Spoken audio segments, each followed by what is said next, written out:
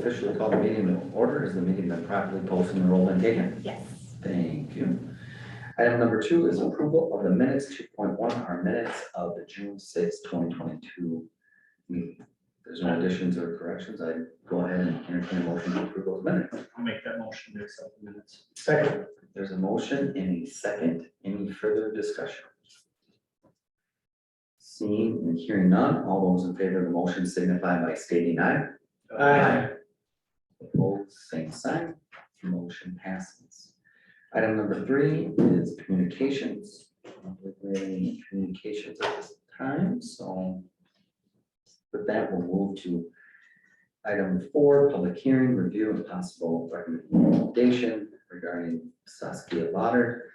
4.1 is a public hearing on a request to consider a rezoning petition for the property at 225 North 4th Street, tax parcel XWUP 80 from residential single family -3 RS-3 with a floodplain overlay to residential single family -2 RS-2 with a floodplain overlay. Applicant again, Saskia Lauder. At this time, I'd go ahead and open the public hearing. And T, you want to get us started? Yeah, Mr. Mayor, this is again 225 North 4th Street, Saskia Lauder, and she's requesting the zoning change so that she can end up putting an accessory dwelling unit. I know that Saskia, I did talk to Saskia today, and she was out of the state, but I do know that Kevin is kind of involved in this process, and if there were any questions, I believe that he could answer them on her behalf. Right. So Saskia is a neighbor, asked me, she talked to me about this process before, and if there are specific questions, I'm happy to answer them. I'll just summarize it. This issue has been before the Plan Commission, 2 other hearing types to be able to establish the ordinance to allow for this rezoning. The building in question and the use in question is on a large parcel of property abutting Lake Comus. This building is existed for some time. It was originally designed to have a upstairs in it that could be used for as a, I'm going to call it a dwelling unit. It will and so in the early aughts, that was not approved, and it was based upon, from my perspective, I won't say anybody else's, an incorrect perspective at the time on the part of the building inspector, the city of Delavan, on the height of the building. There have been confusion about this use for over a decade. Saskia at this point would like to do one thing, which is to put a restroom on the top floor of this accessory dwelling to use as a guest apartment. Has no intention at this as the present homeowner to use it for any other purpose. You will remember that when the ordinance was set up for an accessory dwelling, the only size lots that were allowed in the zoning district were large. And secondly, the accessory dwellings could only have the accessory buildings could only have a dwelling unit if the owner of the main home was the occupant of that main home. So it was always meant as a secondary dwelling unit, which is what her intention is. So I think that's the background to you. And I would point out, Saskia applied for this May 31st. It's been ongoing since February, I think, and just could not avoid not being here. She's in Virginia on a vacation, so she apologizes for not being here.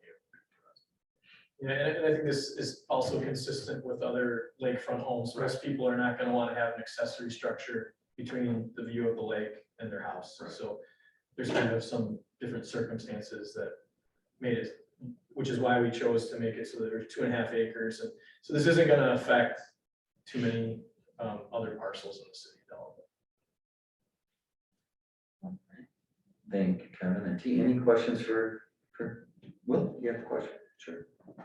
Okay, a couple of questions. First, is the owner of the property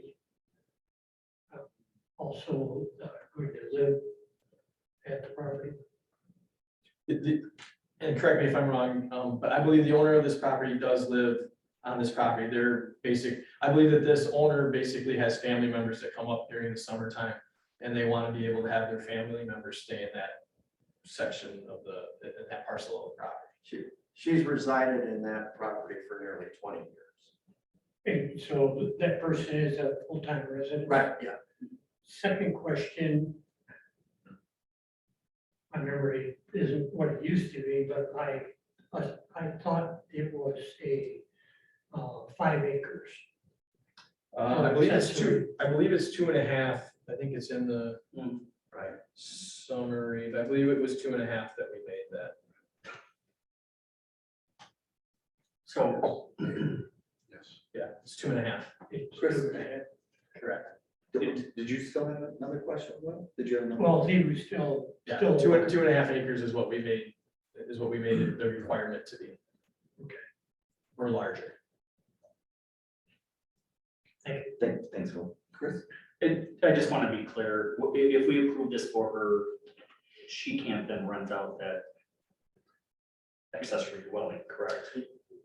Can we put a stipulation in? I know that's not her intent. So I want to be, I can answer this. Yep, go ahead. Right, so you guys asked this question once before you wrote the ordinance, and the city attorney's position was we cannot constrain someone from renting any kind of dwelling in the city of Delavan, okay? And I want to just share one thing, because rentals has been an issue related to this, and I think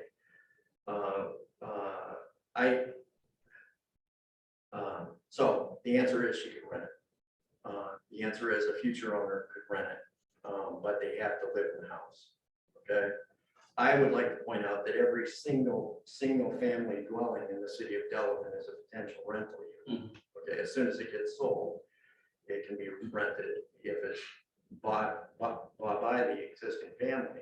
And even if it's owned by the family, I think we need to be clear on what the definition is, which I requested today, which I thought a family is an individual or two or more persons related by blood, marriage, or legal adoption living together as a single housekeeping unit in a dwelling unit, including foster children, domestic servants, a bunch of those run around, and not more than 2 roomers. So even in a single family home in the city of Delavan, you could rent lodging units to 2 roomers. So And a lot of these other residents that are out in the city of Delavan are gonna be on a lot smaller piece of Right. property than what that is. And I think that's partly why we wanted it to make sure it was at least 2.5 acres. See, Question, to my knowledge, there's not public access to that second home or that second building. It's, in other words, the person that owns this property owns the whole thing, she's just dividing it. it's, Well, she's not dividing it. They're gonna use the same access point. They're gonna use the Right. same driveway. But I It's mean, not, there's we're not no- dividing it. Yeah, there's no public access. The only access is over the property of the original home, Yeah, right? right, Okay. correct. Will, did you have another question? I do. When do these rental properties could these rental properties become subject to room tax?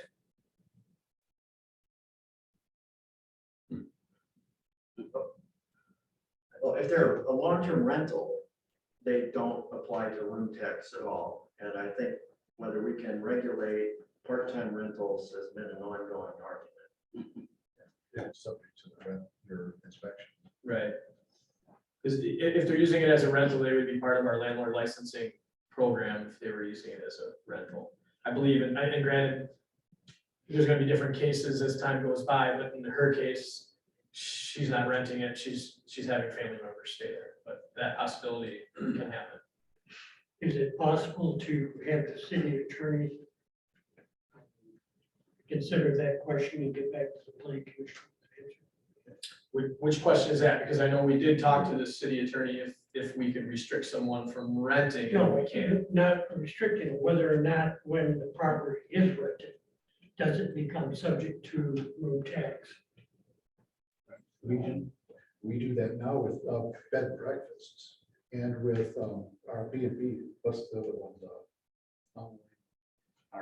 The DVRO and those things, then the room tax would apply. If someone was living there, then that's not room tax, that would be a landlord. If she was renting it by If the she's weekend. renting it like for 6 months or a year, that's not. Could we get a, Well, that would be a rental tax. Yeah, I was just gonna say, That would be a the, new form of tax in the city of Delavan. And we don't need that. well, and but I don't think I'd be in favor of it. Just making sure.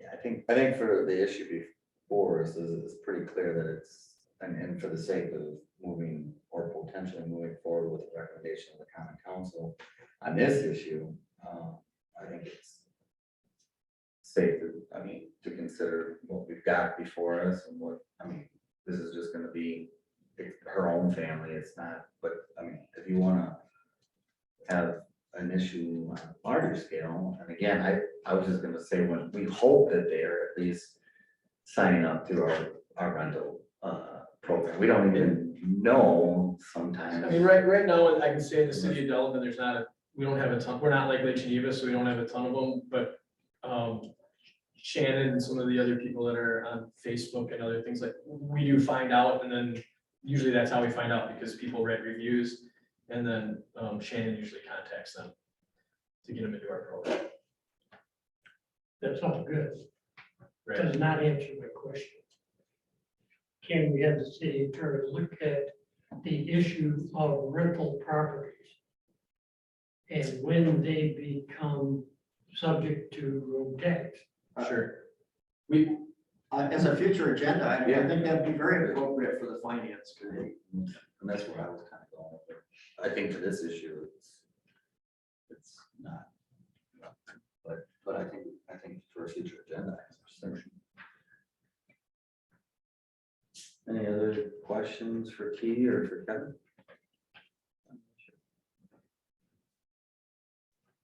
I was just gonna go next to see if there was anyone else in the audience that wishes to speak, so Yes. all I would ask is that you just state your name and address for the record. My name's Dan Johnson. I live at 235 North 4th Street. I border her property all the way to Lake Comus. I'm to her west. So just going back on a couple notes, the stipulation of this has now been reduced to 2.5 acres. Is that what I'm hearing? That she, to allow this, To allow this, you would need to have Accessory. 2.5 acres, correct? and she has 2.5 acres. She has over 2.5 acres, yes. What does she have exactly? Do you know? 0.81, I think Mark told me at one point, but I wouldn't hold to it. It's just short of 3. Okay. Irrelevant though. Kevin, you had said when it was originally designed, is that entire house not in floodplain to begin with? So Mark could talk to you about the approval by the state DNR for that home, which Well, the flood, that's wetlands. it was wetland, not a flood. Okay, The property in question does have some area within the federal floodplains. It's about 50 feet from the shoreline. okay. So it doesn't encroach even on the existing house. But So the physical property does include some area that is within a floodplain, therefore the city zoning code recognizes the property as having a floodplain overlay. okay. So in today's environment, because this house was built 22 years ago approximately, I believe now, something like that. Can that house be built on that property today with the DNR restrictions that are there today? Yes.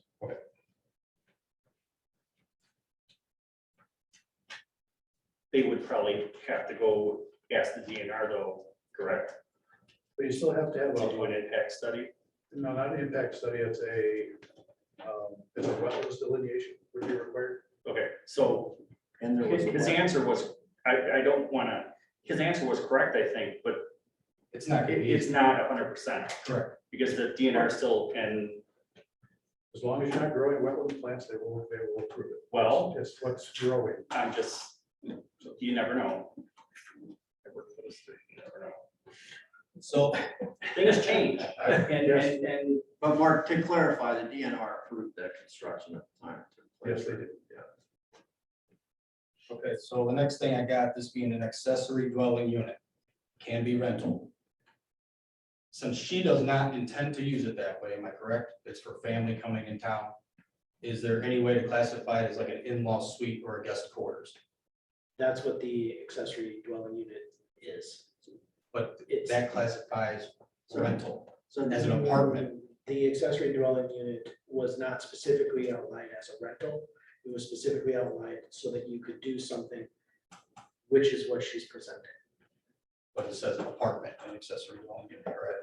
But it's called an apartment because of the definition in the city code, which an apartment means one or more rooms with provisions for living, cooking, sanitary, sleeping facilities arranged for use by one family. So it doesn't, apartment does not necessarily mean rental. Okay. Then in regards to the one family. Kevin lives on the street with us. There is one family that lives on that street that has 15 people in that house. That's still one family. One family is an individual or two or more persons related by blood, marriage, or legal adoption, living together as a single house unit and a dwelling unit, including foster children, domestic servants, and not more than 2 roomers. Correct. The number of people living in a home is guided by the number of square footage of that house. It's more concerns to me, guys, than it is. I'm not trying to fight what is being presented. These are good questions. It's just parking regulations. 1 parking space per an accessory dwelling unit. That's a 2-car garage.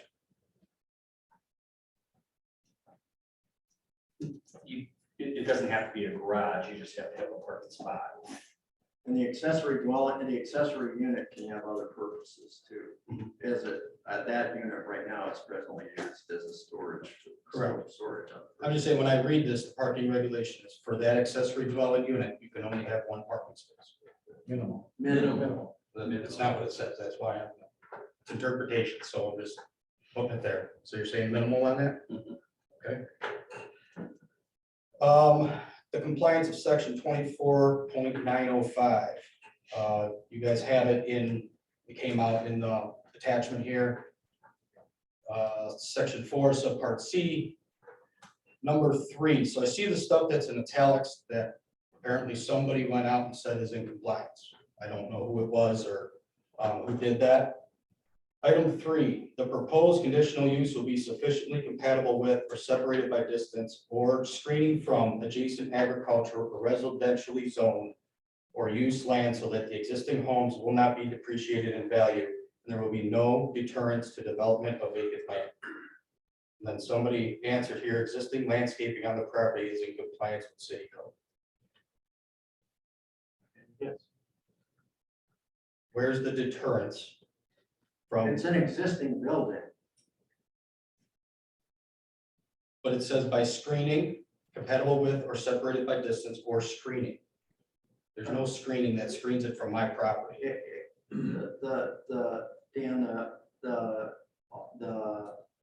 The landscaping requirements of the city and along there satisfy the screening requirements the city has. It's 1 oak tree. That's dead. That's gonna fall down on that property as well if it stays there.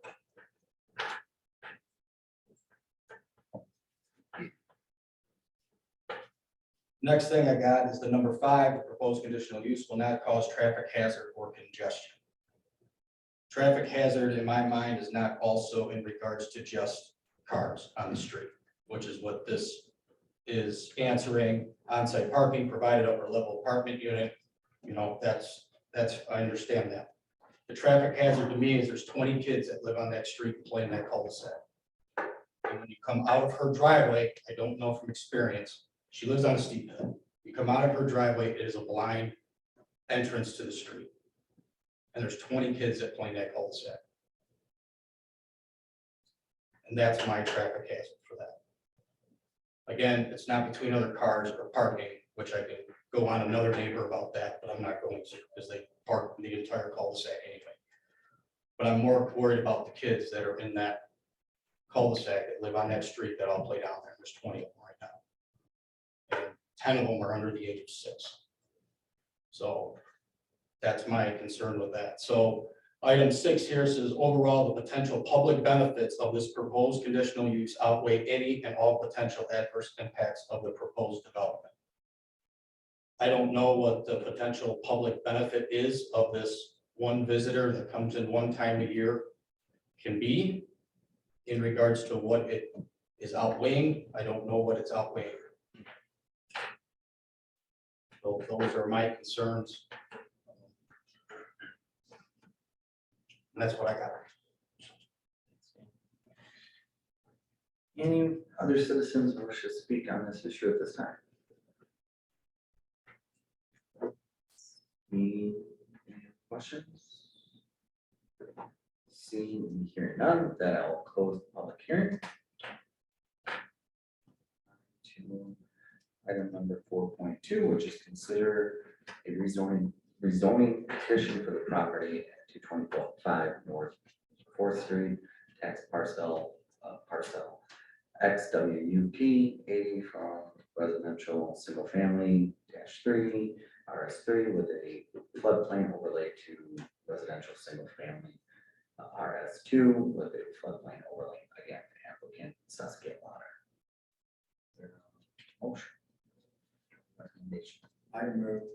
I second that. There's a motion and a second. Any further discussion? Seeing and hearing none, all those in favor of the motion signify by stating aye. Aye. Opposed, same sign. Motion passes. Item number 5, we'll move on to is a public hearing, review and possible recommendation, Saskia Lauder. 5.1 is a public hearing on the request to consider a conditional use petition to allow for an accessory dwelling unit land use for an apartment in the detached garage at 225 North 4th Street, located in a residential single-family RS2 zoning district with a floodplain overlay. Applicant Saskia Lauder. This time we'll go ahead and open up the public hearing. So this is kind of in conjunction with what we were just talking about. Over at 225 North 4th Street, this is the conditional use for allowing for the accessory dwelling unit for being able to use as an apartment. Questions? Kevin? I just point out that, remember when the commission and the council set up and the GOC agreed to the ordinance, it was set up in 2 parts, that in this case, that the zoning didn't provide for the accessory dwelling by right. It had to be a conditional use in addition to it, to kind of make sure that people were comfortable with the direct application of the conditional use, even though it's in the right zoning district.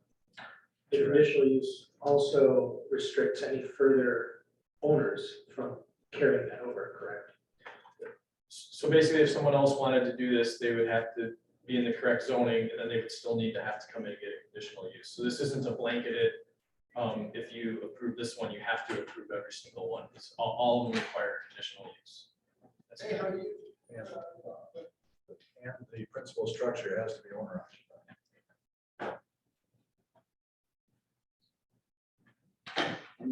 Steve? Question, just to verify, I mean, what she's planning to do to put a bathroom or make this other building able to be used as a residence or for somebody that's visiting, requires obviously the city to approve any changes to the building. But based on what she's planning to do, does it really need this decision by this body? From a zoning standpoint, yes. It Okay. does, yep. So to make the changes to the other building does require this body to make this decision. That's all I'm asking. When you say the other buildings, you're talking about like, In other words, adding a bathroom and allowing somebody to live in that part of the building. right, yep, that is correct, they would need Okay. this approval. Any other questions for Keith or Kevin? Any other citizens wish to speak on this topic? If not, I will go ahead and close the public hearing.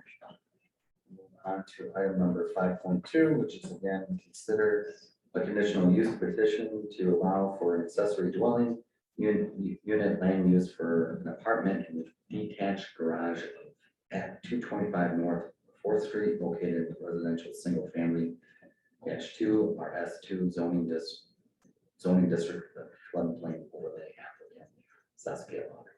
Is there a motion? I move to approve it. I will second that. There's a motion and a second. Any further discussion? Seeing and hearing none, all those in favor of the motion signify by stating aye. Aye. Opposed, same sign. Motion passes.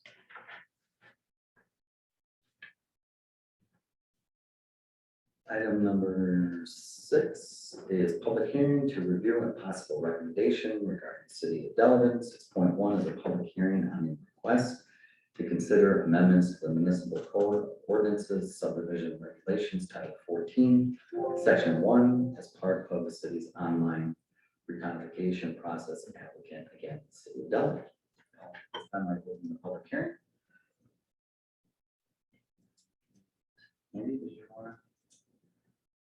State law says that you need to have a public hearing on any changes to the subdivision code and any zoning ordinances. So we're here to have a public hearing. The codification is complete. It's ready to go live online after it's approved here at GOC and by the Common Council later this month. Any questions for Andy?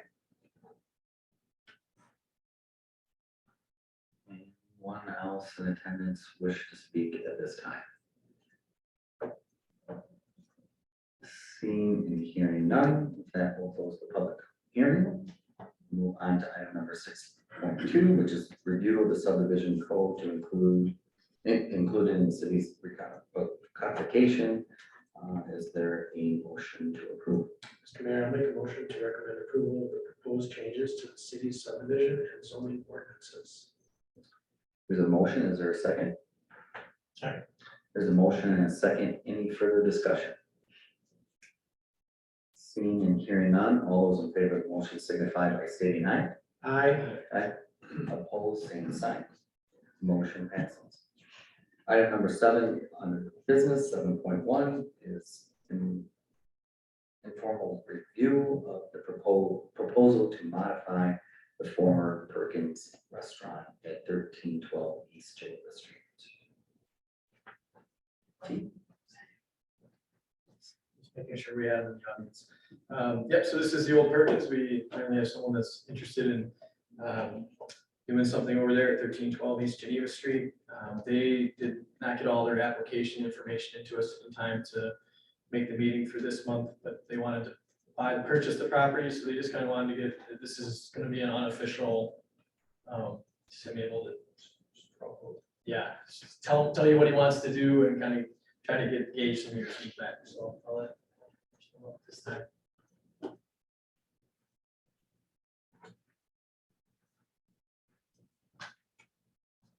To the Venture Construction Group business address. So our client's proposing to purchase the old Perkins restaurant and place a 2-tenant restaurant or 2 restaurant tenant building in place with a drive-through on one side and a pickup window on the other side. The building size will be roughly 2,000 feet smaller than the ordinance currently is right now. About 2,500 square feet per side. A non-sprinkle building of 65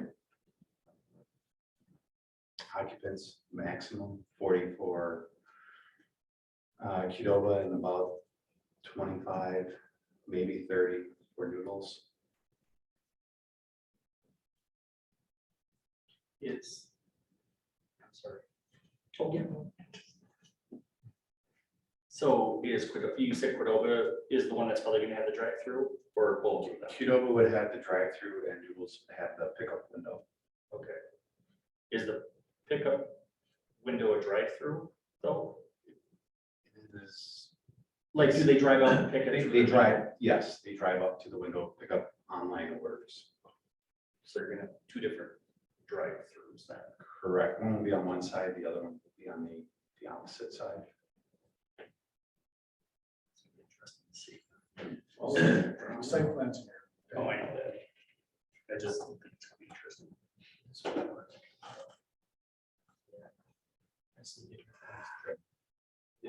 So because this is gonna be a restaurant, we've got a couple different things going on here. We would have major indoor commercial entertainment, which is the conditional use for the restaurant. Then there's gonna be more than two, or more than one restaurant, so it's gonna be group development, because there's two of them, and then we have the drive-throughs. Staff kind of got we kind of just did a preliminary thing of the site plan. We haven't had much of time to meet with that yet. But those would be the three things that they would need approval from you guys.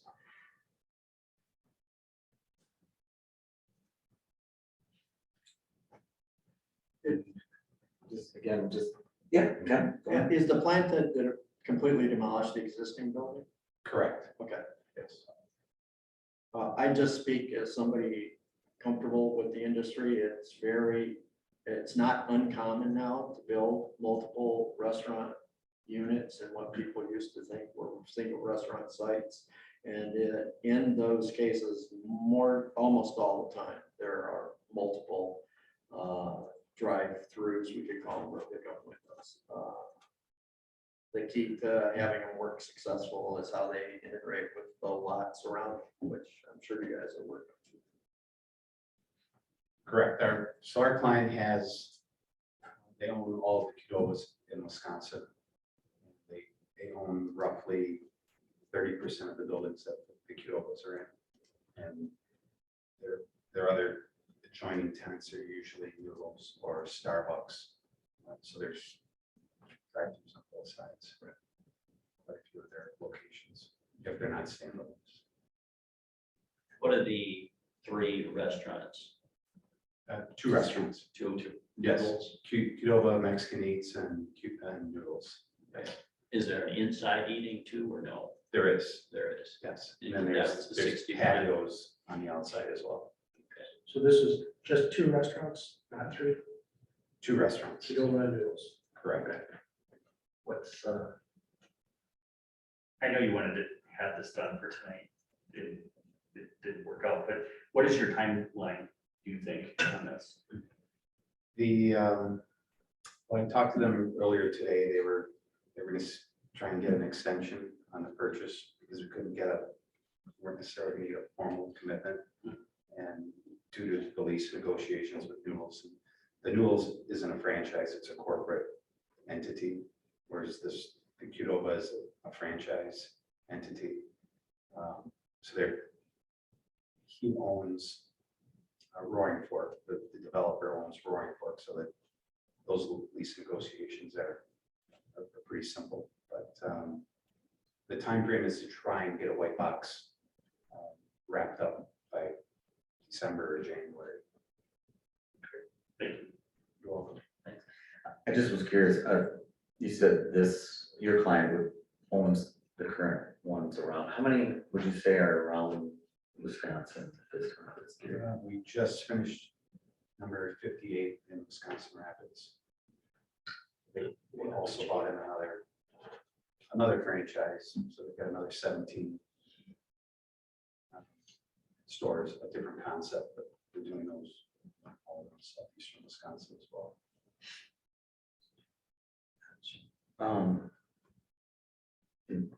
just asked, and I just open up another question for me, which is, well, first and foremost, somebody that knows this part of the city as well as do pretty well and have represented even before mayor as alderman in that direct area. I mean, it's prime, as you know, intersection, and at one time, I don't know if it still is the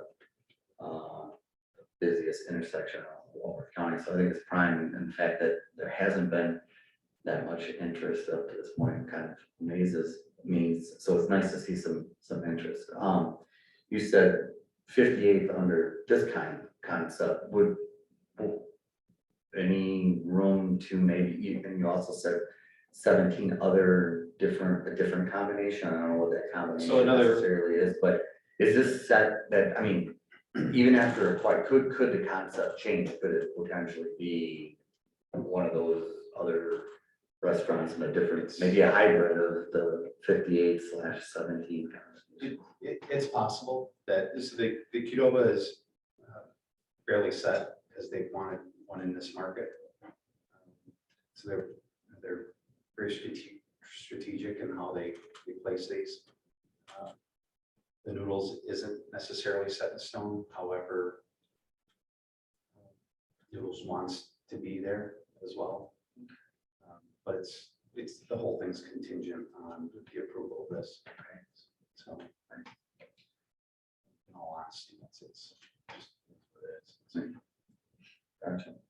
No, I'm only speaking for myself, but it's nice to see somebody that is looking at prime real estate and bringing some other alternatives to the city potentially. So, any other questions, thoughts? Just need one last question. The restaurant portion, would it serve both halves? So that each tenant would be a separate restaurant.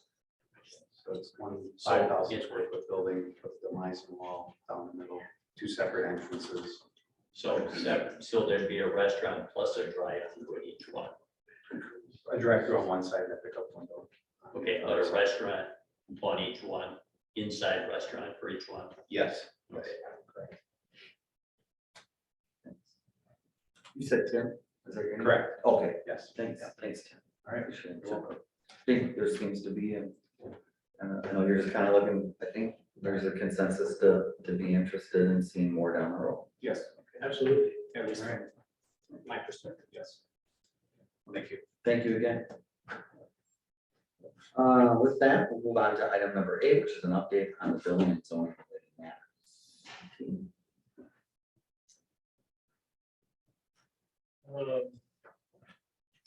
So I still have a bunch of things going on in the manufacturing light zoning district. We have quite a few projects that are underway. Some of them, they're not quite on schedule just from having parts issues with getting things. I do have 2 new single-family home permits on my desk, so we still have new homes coming in. And then I can also say that all of the, not to open up anything, but all the RVs are currently off the parking lot, so. And I don't think we should have an issue with that anytime soon, so. I don't know if you guys have questions for me. Anything new on the church property? We do have someone, I think someone had come and talked to us earlier that was interested in the fitness. And I believe that he is making an offer. I don't know if it's accepted yet or not, but he has contacted me last week. Unfortunately, because of the timing of things, Geronimi is doing a change with the comp plan, and we were hoping that they were gonna be able to do it together, but I think he missed, Geronimi's now a month ahead, so he's probably gonna have to try to do that comp change separately. Okay. Questions for team? Well, now that we have Perkins solved, any news on Wayers? I have not heard anything from them. I believe, are they in their 4th year? They're in their 4th year right now, so I believe at year 5, they can come in for a renewal. But is that kind of, that'd probably be a Brian, they would be contacting Brian. Sure. I don't know. I've never gotten a call from them, so I get a lot of questions and people asking me about it, but I've never talked to anyone about that. And the Chinese restaurant? So they have their occupancy, and I believe they said they wanted to go on vacation before they opened up. Good to say. So they should, they're fine with me, so, What about Slumberland? Slumberland, did get temporary occupancy, they had their grand opening, so everything's good with that. They've got, a few things that they need to finish off in order to get their final occupancy, but all the major health and safety issues are taken care of. Any interest in their old building? Have you heard? I have not heard. I know that the person that has the Cube Smart that someday might want to come in and talk to you guys. Because I believe that he would like to put more storage there. We kind of told him at a staff meeting that would be an uphill battle, but he's more than welcome to come and apply. So, but he was kind of hot and heavy a couple of weeks ago and I haven't heard anything since then.